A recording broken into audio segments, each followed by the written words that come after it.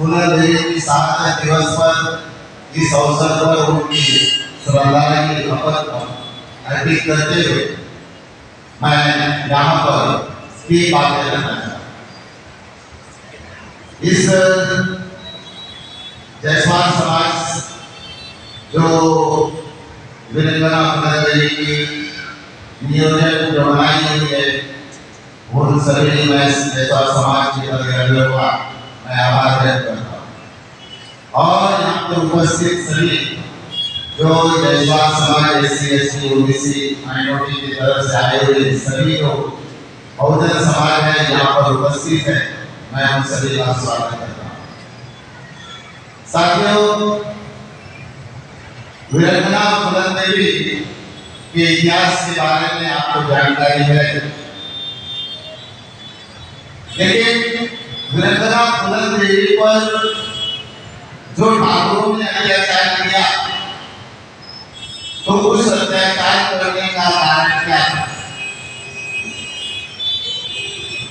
तो उस अत्याचार करने का कारण था जाति व्यवस्था।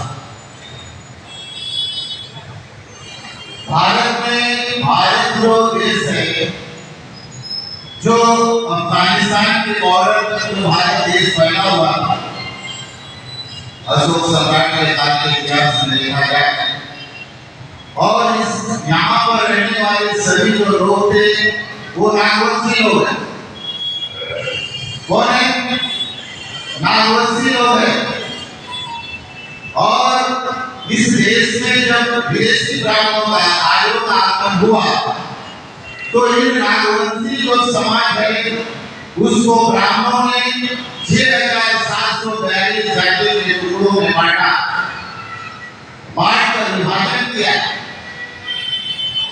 बांटने के बाद में जब अशोक सम्राट के 10वें वंश जो थे राजा भद्रक, जब उसकी हत्या को सुपुत्र ने की, उसके बाद में इस देश के अंदर वर्ण व्यवस्था पूरी तरह थोपा गया।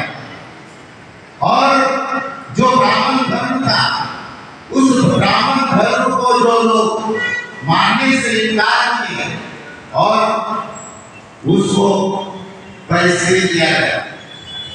और जो ब्राह्मण धर्म से मानने वाले लोगों को बहिष्कृत किया गया, उसको ब्राह्मणों ने अछूत घोषित किया। जो ब्राह्मण धर्म को गुलामी को स्वीकार किए, उसको सचूत कहा, जो आज ओबीसी है। और जो ब्राह्मण धर्म को मानने से इनकार किया, वो जो अछूत है, वो शेड्यूल कास्ट है, जो आज भारत में 1700 जातियां हैं। जो ब्राह्मण धर्म को स्वीकार किया, जो सचूत थे, वो ओबीसी है और आज 3742 जातियों के टुकड़ों में बटे हुए। जो ब्राह्मण धर्म को विद्रोह किया, तो उसको उनको जंगलों की तरफ भागना पड़ा, खदेड़ा गया। आज वो शेड्यूल ट्राइब्स। इस तरह ब्राह्मण धर्म की व्यवस्था वर्ण व्यवस्था के आधार पर की गई, और उस वर्ण व्यवस्था के आधार पर जो उनका कानून था मनुस्मृति, तो उस मनुस्मृति जो कानून था, उस कानून में जो शूद्र थे उसको पढ़ने का अधिकार नहीं था, उसको धन रखने का अधिकार नहीं था, उसको धन संचय करने का अधिकार नहीं था, पढ़ने का अधिकार नहीं था, शस्त्र चलाने का अधिकार नहीं था। तो ये जो अधिकार से वंचित किया गया, और इस अधिकार से वंचित करने के बाद में जब यहाँ पर संतों का आंदोलन चला, महापुरुषों